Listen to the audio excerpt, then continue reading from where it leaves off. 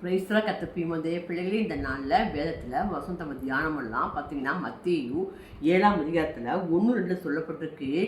நீங்கள் குற்றவாளிகள் என்று தீர்க்காதபடி மற்றவர்களை குற்றம் தீர்க்காதீங்கன்னு சொல்லப்பட்டிருக்கு. அது மாத்திரமே ஏனில் நீங்கள் மற்றவர்களை தீர்ப்பின்படி நீங்களும் தீர்க்கப்படுவீர்கள் சொல்லப்பட்டிருக்கு.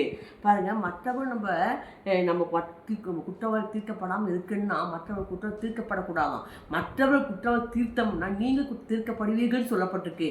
அது மாத்திரமல்ல, பாருங்கள், எந்த அளவில் அளக்குறீங்களோ அந்த அளவு உங்களுக்கு அளக்கப்படும் சொல்லிருக்கு. இது நம்ம என்ன கற்றுக்கணும், நம்ம என்ன செய்கிறோமோ அதுதான் நமக்கு வரும்னு சொல்லப்பட்டிருக்கு. அதான் எதை விதைக்கிறோமோ அதையே அறுக்கும்னு சொல்லப்பட்டு பார்த்தீங்கன்னா, இந்த வசனத்தில் மற்றவர்கள் என்ன குற்றப்படுத்துகிறோமோ அந்த குற்றம் நம்ம தீர்க்கப்படுவோமா. அது மாத்திரம் எந்த அளவில் மற்றவர்கள் அளக்கிறோமோ அந்த அளவின் பட்ட கடவுள் நமக்கு அளந்து கொடுப்பார்களாம். அவங்க என்ன செய்கிறோமோ அது நமக்கு வரும்னு சொல்லப்பட்டிருக்கு. இதனால் வசனத்தின்படி மற்ற குற்றம் தீர்க்காதீங்க, அந்த குற்றம் நீங்கள் தீர்க்கப்படுவீர்கள். வசனத்தின்படி எந்த அளவில் அளக்குங்க அந்த அளவில் நீங்கள் அளக்கப்படுவீங்க.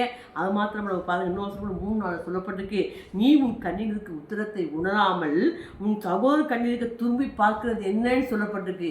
உன் கண்ணில் உத்தரமே இருக்குது, உன் கண்ணில் ஒரு மரமே இருக்குது, நீ போய் மற்ற தூசி எடுக்க போன்னு சொல்கிறீ. அப்படி என்ன அர்த்தம்னு கேட்டிங்கன்னா, ஃபஸ்ட்டு ஒன்றை நீ திருத்திக்கோ, ஒன்றுட்டு இருக்க பிரச்சனையை மாற்றிக்கோ, ஒன்றை நீ மாற்றிக்கோன்றார். நம்ம என்ன பண்ணுறோம், மற்றவங்க பிரச்சனையை பார்க்குறோம், மற்றவங்க திருத்த பார்க்குறோம், மற்றவங்க பிரச்சனையை பேசுகிறபோது நம்மக்கிட்ட இருக்க பிரச்சனையோ நம்மக்கிட்ட இருக்கையோ இல்லை குணங்களும் தெரியுறதில்லை. அதனால சொல்லப்பட்டிருக்கு, ஒன்றுட்டு தான் இருக்குது, மரமே இருக்கும்போது நீ மற்றவங்க திரும்ப பார்க்காதுன்னு சொல்லப்பட்டிருக்கு. அந்த நாளில் மற்றவர்களை நீங்கள் மாற்ற முயற்சிக்காதீங்க, உங்களை நீங்கள் மாற்றிக்கங்க.